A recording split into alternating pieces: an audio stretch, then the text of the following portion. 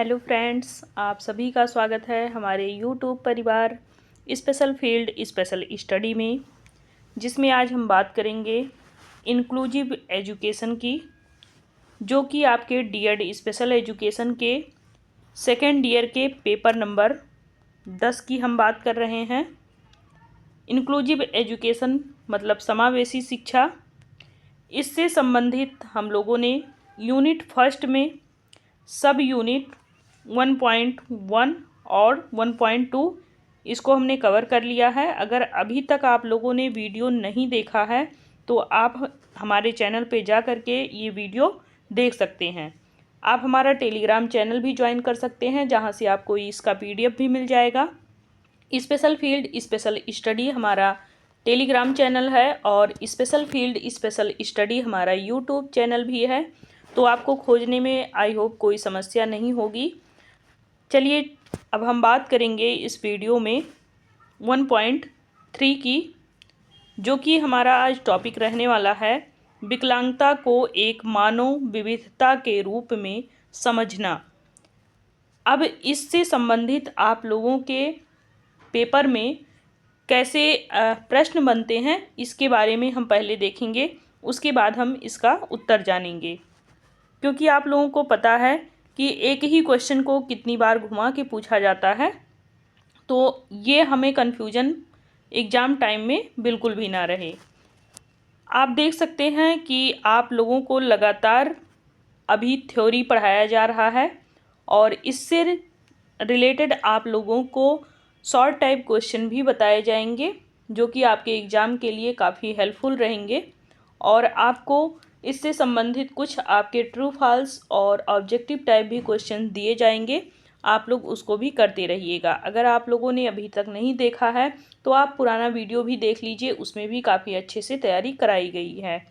चलिए देखते हैं कि जो विकलांगता है इसमें एक मानव जो है उसमें विविधता के रूप को कैसे समझा जाए, इस पे हमारे क्वेश्चन कैसे बनते हैं। पहला क्वेश्चन बन सकता है कि विकलांगता को एक मानव विविधता के रूप में समझने की आवश्यकता पर प्रकाश डालिए।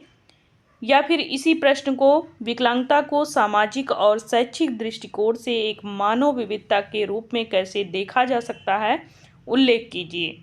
इस प्रकार से भी ये क्वेश्चन बन सकता है। बाकी आप इसी क्वेश्चन को ऐसे भी देख सकते हैं कि विकलांगता को केवल एक चिकित्सीय स्थिति न समझकर इसे मानव विविधता का अंग क्यों समझा जाना चाहिए, इस पे आप अपनी विवेचना कीजिए। तो चलिए इन तीनों प्रश्नों से संबंधित जो हमारा उत्तर होगा इसको हम इस वीडियो में जानेंगे। यदि आप लोगों को कहीं भी समझने में कोई समस्या आ रही है तो आप लोग कमेंट बॉक्स में अवश्य लिखा करें। यदि आप लोग वीडियो वॉच करते हैं तो मुझे भी थोड़ा सा आत्म संतुष्टि मिलती है कि मैंने वीडियो बनाया और आप लोगों ने उसका उपयोग अपने लिए किया। क्योंकि आप लोगों के ही एग्ज़ाम होने हैं, आप लोगों को ही पढ़ के एग्ज़ाम देना है, तो आप लोग अवश्य 1 घंटा समय अपने लिए निकालें और वीडियो ज़रूर देखें। क्योंकि आने वाले समय में आप जानते हैं कि लगभग 5300 वैकेंसी जो है वो स्पेशल एजुकेशन की बननी है, तो आप लोग उसमें कहीं ना कहीं हो सकता है कि भाग लेने तक आप लोगों के ये डिग्री सब कुछ कंप्लीट हो जाए और आप भी उस एग्ज़ाम में बैठ पाएँ। तो अभी अगर आप लोग लापरवाही कर देंगे और खुदा ना खास्ता या कह लीजिए भगवान की महिमा अगर रही, कहीं आपका अगर थोड़ा सा भी गड़बड़ हुआ तो फिर आप उस एग्ज़ाम में नहीं बैठ पाएंगे। तो भगवान की महिमा ऐसी हो कि आप लोग अच्छे से पेपर दें और अच्छे से आपका द्वितीय वर्ष कंप्लीट हो और आप भी अगर वैकेंसी आती है तो उसमें बैठ सकें। चलिए मेरी कामना तो यही रहेगी कि आप लोगों के अच्छे नंबर आएँ और अच्छे नंबरों के साथ में आप एग्ज़ाम में बैठें और इस एग्ज़ाम को भी क्लियर करें, साथ ही आने वाले एग्ज़ाम को भी आप क्लियर करें, जिससे आपका भविष्य अच्छा बन सके। देखते हैं हम इसका उत्तर। दिव्यांगता या विकलांगता या विकलांगता की स्थिति एक सामाजिक और जैविक समस्या के रूप में सदियों से मान्यता प्राप्त रही है। क्योंकि ऐतिहासिक परिप्रेक्ष्य आपने पढ़ा होगा दिव्यांगता का, उसमें जो दिव्यांगता जब बच्चों को या व्यक्ति को हो जाता था तो उसके साथ कैसा व्यवहार किया जाता था, वो चीज़ें आप लोग फर्स्ट ईयर में पढ़ चुके हैं। यह न केवल एक शारीरिक या मानसिक स्थिति को दर्शाता है, बल्कि समाज में व्यक्ति की पहचान और उनके जो अधिकार होते हैं या फिर जीवन के जो अनुभव होते हैं, ये उन सभी से जुड़ा होता है। आमतौर पर हम बात करें दिव्यांगता की, तो इसको नकारात्मक दृष्टिकोण से भी देखा जाता है। इसे एक दोष माना जाता है, कमी मानी जाती है और इसे दुर्बलता कह कर के भी इसको प्रस्तुत किया जाता है। आप लोग जानते ही हैं ऐतिहासिक परिप्रेक्ष्य में जो बच्चे दिव्यांग होते थे उनको श्राप कहा जाता था कि इनको पूर्व जन्म का इनको श्राप मिला हुआ है, तब ये विकलांग हुए हैं, तब इनमें ये दिव्यांगता हुई है और इन्होंने कुछ पाप किए होंगे, कुछ इनके ऐसे कर्म रहे होंगे जो भगवान को अच्छे नहीं लगे होंगे, तभी भगवान ने इन्हें ऐसा बना दिया। तो ये चीज़ें आज भी व्याप्त हैं, लेकिन वो नगण्य हो चुकी हैं। अब ऐसी चीज़ें नहीं रह गई हैं। लोगों को जागरूक किया जा रहा है विभिन्न संगठनों के द्वारा, और जो हमारे पढ़े लिखे व्यक्ति हैं, सभ्य व्यक्ति हैं, जो शिक्षा में अपने ज्ञान का उच्चतर सीमा रखते हैं, तो वो लोग भी कहीं ना कहीं लोगों को जागरूक करते हैं कि नहीं, अब आप अपने बच्चों को पढ़ा सकते हैं, ये भी बच्चा आगे जा करके IAS PCS भी बन सकता है। आगे हम बात करें तो वर्तमान समय में यह विचार विकसित हुआ है कि दिव्यांगता को एक मानव विविधता के रूप में समझा जाना चाहिए। अब लोगों में जागरूकता आ गई है, लोग दिव्यांग व्यक्तियों को भी समझते हैं, जिससे न केवल दिव्यांग व्यक्तियों के अधिकारों की रक्षा हो, बल्कि उन्हें समाज में समावेशिता और समानता की दिशा में भी उनका प्रगति किया जा सके। आगे हम बात करेंगे दिव्यांगता का सामान्य समझ। दिव्यांगता शब्द का जो सामान्य अर्थ है वो शारीरिक या मानसिक कमजोरी से नहीं लिया जाता है, क्योंकि व्यक्ति का जो सामान्य क्रियाकलाप होता है, अगर उसमें रुकावट आ रहा है तो इससे उसकी जो मानसिक स्थिति होगी वो असामान्य थोड़ी सी हो सकती है। लेकिन ये कह लीजिए कि उसकी कार्य क्षमता में कमी हो रही है, या फिर वो बच्चा सुनने या देखने में अगर उसमें कमी देखी जा रही है, तो ये चीज़ें अगर उसमें कमियां हैं तो कुछ ना कुछ उनमें क्षमताएं भी होती हैं जिसको हम विकसित कर सकते हैं, और उसके माध्यम से बच्चा या व्यक्ति जो है वो आगे चल करके अपना जीवन यापन अच्छे से कर सकता है और आगे उच्चतर शिक्षा तक वो शिक्षा ग्रहण करते हुए और कह लीजिए कोई ना कोई पद भी वो ग्रहण कर सकता है। ये बच्चों में दिव्यांगता आती कैसे है? कुछ तो जन्मजात होती है, कुछ जन्म के पहले होती है, कुछ जन्म के पश्चात होती है। जैसे कि जन्म के पहले अगर हम देखें तो जब वो गर्भ में पल रहा होता है बच्चा, तब भी अगर माँ का खान पान सही नहीं है या फिर उसका जेनेटिक प्रॉब्लम दिख रहा है उसमें, या पर्यावरणीय जो उसके कारक हैं वो नहीं सही है, इन्वायरमेंट उसका नहीं सही है कह लीजिए, तो इससे भी फर्क पड़ता है। या जो माँ हैं वो उस समय कोई मादक पदार्थों का सेवन कर रही हैं तो उसका भी असर बच्चे पर सीधा पड़ता है। अगर हम जन्म के समय की बात करें, अगर ऑक्सीजन की कमी हो जा रही है, ब्लडिंग ज़्यादा हो रही है, तो इससे भी बच्चा दिव्यांग हो सकता है। और जन्म के बाद आप जानते ही हैं दुर्घटना भी हो सकती है, बीमारियां भी हो सकती हैं, या फिर बढ़ती उम्र के साथ भी उनमें दिव्यांगता आ सकती है। नेक्स्ट हम बात करेंगे कि दिव्यांगता का सामाजिक मॉडल कैसा होना चाहिए। तो दिव्यांगता का जो सामाजिक मॉडल होता है वो दिव्यांगता सिर्फ एक शारीरिक या मानसिक असामान्यता नहीं है, बल्कि समाज के संरचनाओं, नीतियों और दृष्टिकोणों से ये उत्पन्न होती है। क्योंकि समाज में लोग उनको ये समझ लेते हैं कि ये कोई कार्य नहीं कर सकता है, ये दिव्यांग हो गया है, लेकिन ऐसा नहीं होता है। वहाँ पे व्यक्ति को क्या करना चाहिए, उसकी जो बची हुई क्षमता है, जो उसका खराब हो चुका है उसको छोड़िए आप, लेकिन जो चीज़ें बची हुई हैं उसको आप इम्प्रूव करिए। अगर उसको आप इम्प्रूव कर रहे हैं तो कहीं ना कहीं वो भी बच्चा आगे चल कर के कुछ ना कुछ हासिल कर सकता है। इस मॉडल में ये माना जाता है कि जो दिव्यांगता है वो तब उत्पन्न होती है जब समाज उन व्यक्तियों को स्वीकार नहीं करते हैं जो किसी पारंपरिक शारीरिक या मानसिक रूप से फिट नहीं होते हैं। यदि समाज में सभी को समावेशित करने की व्यवस्था हो तो विकलांगता का जो असर होता है वो कम हो जाता है। कि अगर ऐसी सोच सबके अंदर हो जाए कि दिव्यांगता जो है उसको स्वीकारना चाहिए और उसको अच्छे से मतलब समझना चाहिए कि ये भी व्यक्ति कुछ कर सकते हैं, ये भी आगे जा सकता है, अपना जीवन यापन अच्छे से कर सकता है, तो कहीं ना कहीं दिव्यांगता वहीं पे आपके नगण्य हो जाएगी। आगे हम बात करेंगे कि दिव्यांगता को मानव जीवन के रूप में समझने का महत्व क्या है। तो दिव्यांगता को एक मानव विविधता के रूप में समझने के कई महत्वपूर्ण पहलू हो सकते हैं जो समाज में समावेशिता और समानता को बढ़ावा देने में सहायक होते हैं। इस दृष्टिकोण को अपनाने से न केवल दिव्यांग जो व्यक्ति हैं उनके जीवन में सुधार होता है, बल्कि उनका जो समग्र जीवन होता है वो उनका सुधर जाता है।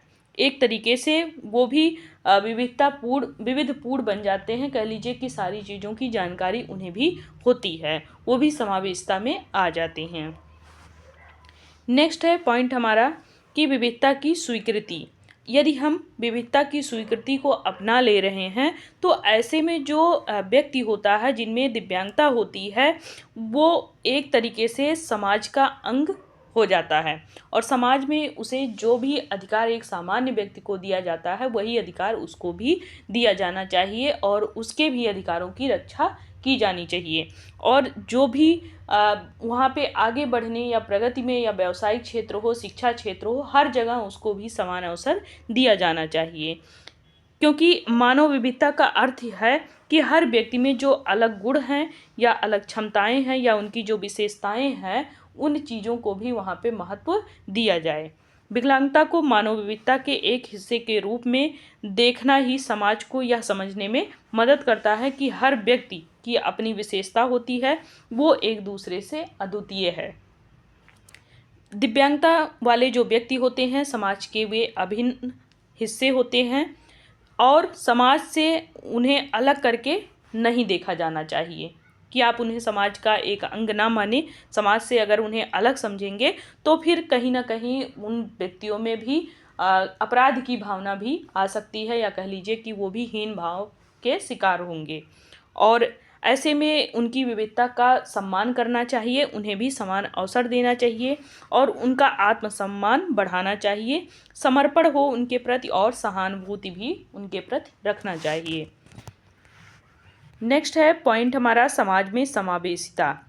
अब जो ऐसे व्यक्ति होते हैं जो हमारे दिव्यांग हैं उनको हमें स्वीकारना चाहिए, साथ ही साथ उन्हें भी बराबरी का अवसर भी देना चाहिए, जिससे समावेशिता का जो मतलब है वो सिर्फ ये ना रहे कि वो शरीर से वहाँ पे केवल उपस्थित हो जाएं, नहीं, वो मानसिक तौर पे भी और सामाजिक तौर पे भी उनको समाज में शामिल करना चाहिए। और इससे क्या होगा कि उन्हें शैक्षिक जो अवसर होगा वो भी प्राप्त होगा, पेशेवर अवसर प्राप्त होगा, उनको ऐसे बहुत से अवसर प्राप्त होंगे जिनमें वे अपने आप को एक तरीके से इम्प्रूव कर पाएंगे और फिर वो भी आगे बढ़ पाएंगे, कुछ ना कुछ वो बन पाएंगे। जैसे जो व्यक्ति देख नहीं पा रहा है उसके लिए ब्रेल लिपि में उसको सिखाया जाना चाहिए, उसके लिए विद्यालयों में रैंप होना चाहिए और उन्हें जो कि सुन नहीं पाते हैं उन्हें साइन लैंग्वेज में बताना चाहिए, इंटरप्रेटर होना चाहिए उनके लिए। और जो बच्चे हमारे थोड़े से बौद्धिक दिव्यांग होते हैं, मानसिक दिव्यांग होते हैं, उनके लिए हमें डीएलएस का प्रबंध करना चाहिए और उसके माध्यम से उन्हें सिखाना चाहिए। नेक्स्ट पॉइंट है हमारा कि मानवाधिकार और अधिकारों की सुरक्षा। तो दिव्यांगता को मानव विविधता के रूप में मान्यता देने से दिव्यांग व्यक्तियों के मानवाधिकारों की सुरक्षा में मदद मिलती है। जब हम दिव्यांगता को एक प्राकृतिक विविधता के रूप में उसको स्वीकारते हैं तो इसे एक प्रकार का सामाजिक बहिष्करण नहीं माना जाना चाहिए।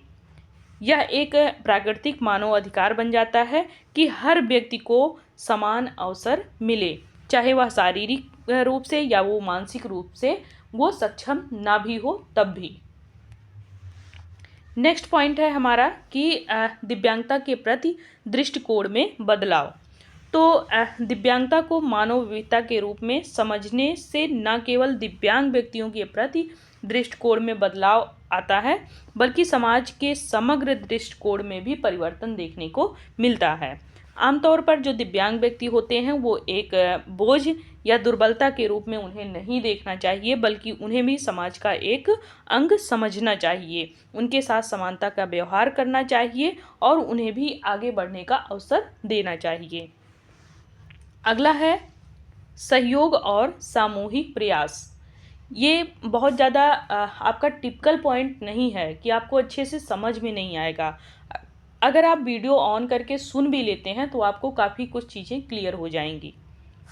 चलिए आगे पॉइंट पे हम बढ़ते हैं कि सहयोग और सामूहिक प्रयास कैसे हो सकता है।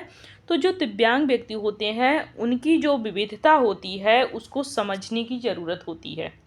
समाज में सहयोग की भावना अगर है तो फिर उन बच्चों को हम कहीं ना कहीं अपने उस समाज से अभिन्न नहीं मानेंगे, उन्हें भी उसका हिस्सा हम मानेंगे।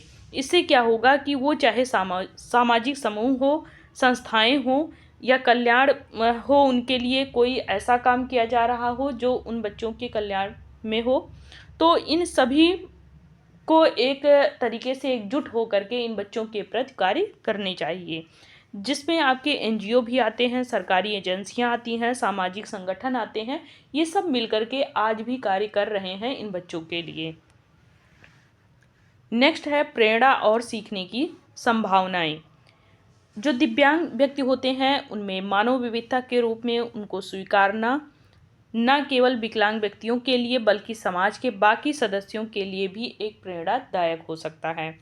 जो दिव्यांग व्यक्ति होते हैं उन्हें अपनी सीमाओं को पार करते हुए अद्भुत उपलब्धियां हासिल करना होता है, तो उसके लिए जो समाज होता है वो उनको प्रेरणा देता है, उनके साथ में सहानुभूति रखता है, उनको कई चीज़ों में प्रतिभाग कराता है, जैसे कि खेल में, कला में, साहित्य में, समाज सेवा में, या फिर और भी ऐसे बहुत से क्षेत्र होते हैं जहाँ पे जो दिव्यांग व्यक्ति होते हैं वे अपने अद्वितीय कार्य का प्रदर्शन करते हैं।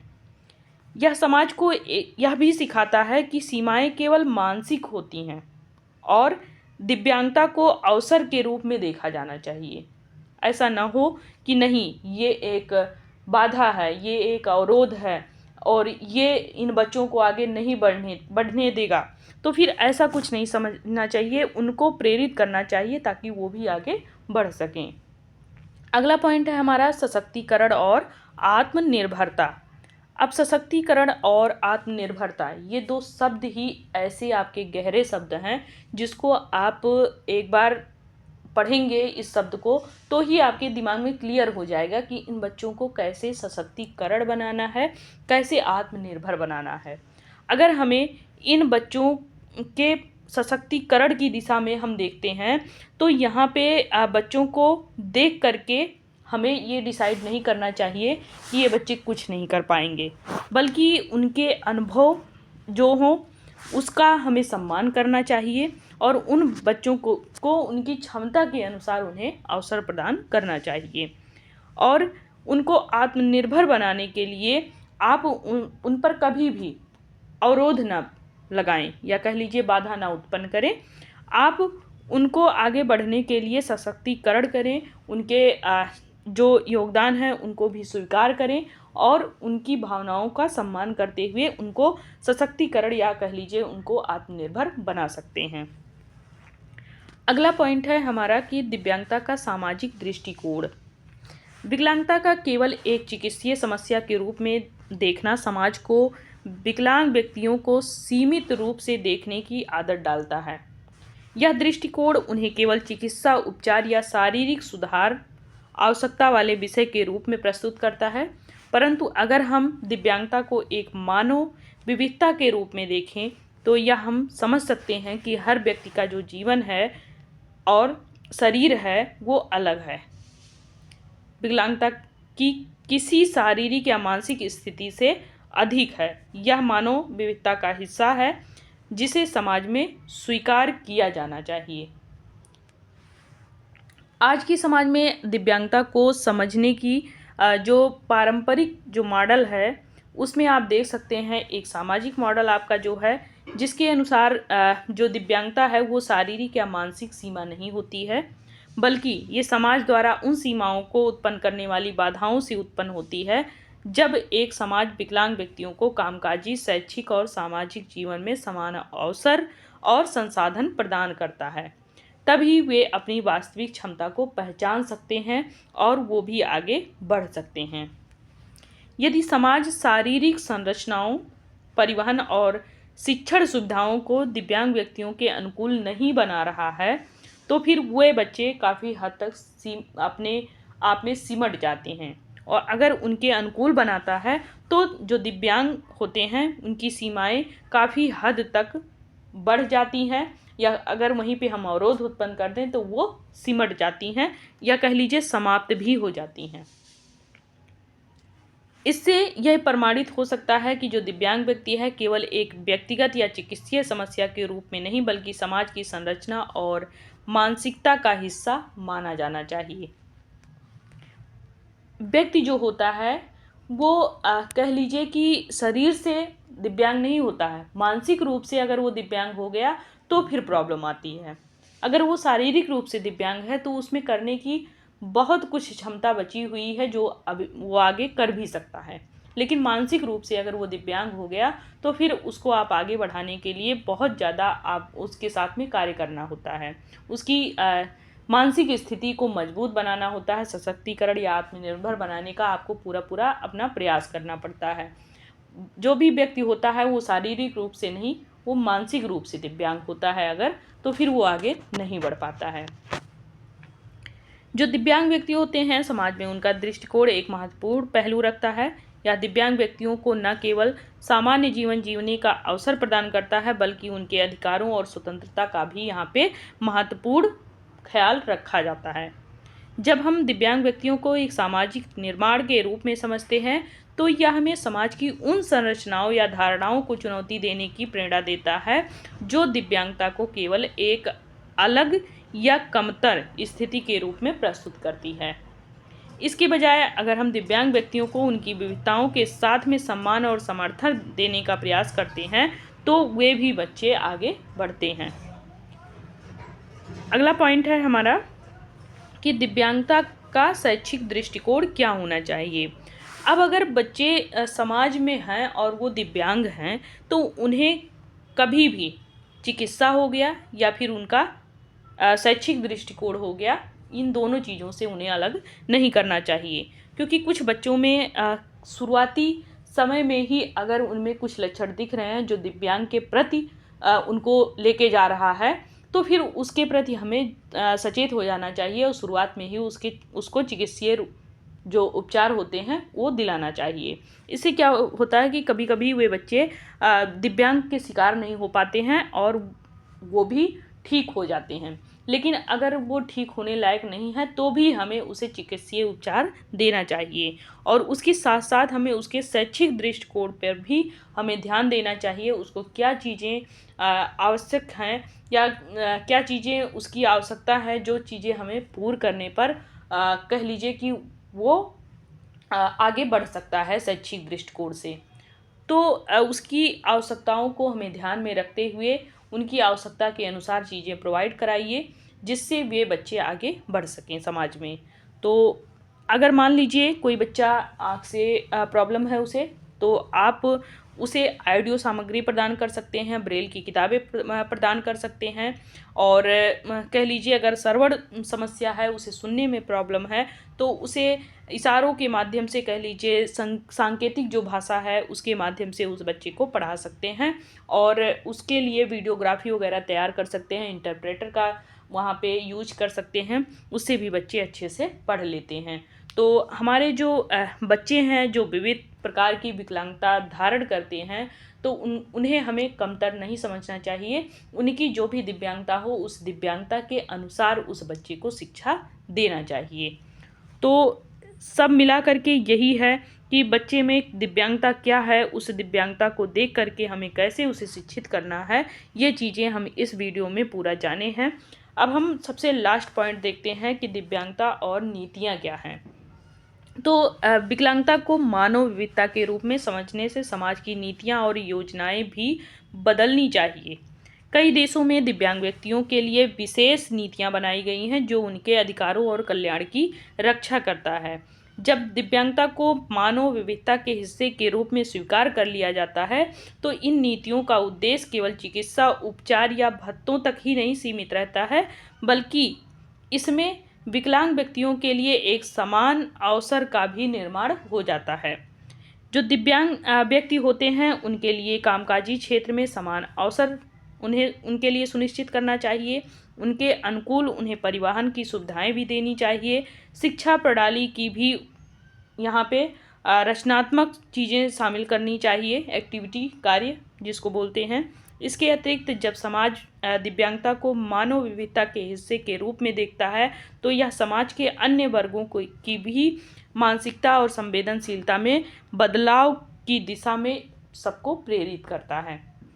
तो ये आपका जो कह लीजिए कि 1.3 है, विविधता में आप लोगों ने विकलांगता पढ़ा, ये आपका कंप्लीट होता है। यहीं पे मैंने कम समय में ज़्यादा बताने का प्रयास किया है आप लोगों को, और ये अगर आप सारी चीज़ें सुन लेते हैं तो आपके लॉन्ग क्वेश्चन ही नहीं, आपके शॉर्ट क्वेश्चन भी बहुत अच्छे से हल हो जाएंगे।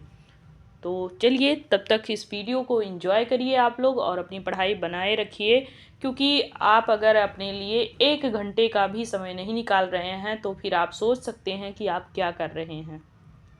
आप इस चीज़ को सिर्फ 1 मिनट सोचिएगा मेरी बात को, कि अगर मैं अपने लिए 1 घंटा नहीं निकाल पा रहा हूँ पढ़ने के लिए तो मैं क्या कर रहा हूँ।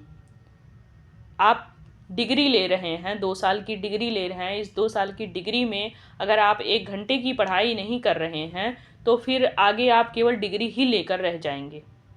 इसलिए अच्छे से पढ़ाई करिए और अच्छे से एग्ज़ाम दीजिए। आने वाले समय में वैकेंसी ज़रूर आएगी और आप भी एक भावी टीचर अभी से बन रहे हैं तो आगे भी आप एक अच्छे टीचर बने, इसके लिए आपको पढ़ाई करनी होगी। कुछ ना कुछ आप पढ़ते रहिए। आपको वीडियोज़ दिया जा रहा है, आपको PDF भी दिया जा रहा है। जो आपके पास ना हो और आपको आवश्यकता है आप कमेंट बॉक्स में डालिए, अगर मेरे पास है मैं आपको देने का पूरा प्रयास करूँगी। चाहे आप हमारे इंस्टीट्यूट के बच्चे हों या फिर आप बाहर से हों, कहीं से भी हो, अगर आप पढ़ रहे हैं, आपका पढ़ने में मन है, आप पढ़ते हैं रेगुलर मेरे कहने के अनुसार या फिर आप खुद से, तो मुझे खुशी होती है। आपके पास जो भी मैटर ना हो वो आप कमेंट बॉक्स में लिख सकते हैं, मैं उसको प्रोवाइड करूँगी। तो तब तक के लिए बहुत बहुत धन्यवाद। अगर चैनल को सब्सक्राइब नहीं किया है तो अभी तक आप लोगों ने तो ज़रूर सब्सक्राइब कर लीजिए और ये वीडियो आगे अपने साथियों को भी शेयर करिए। Bye bye, take care.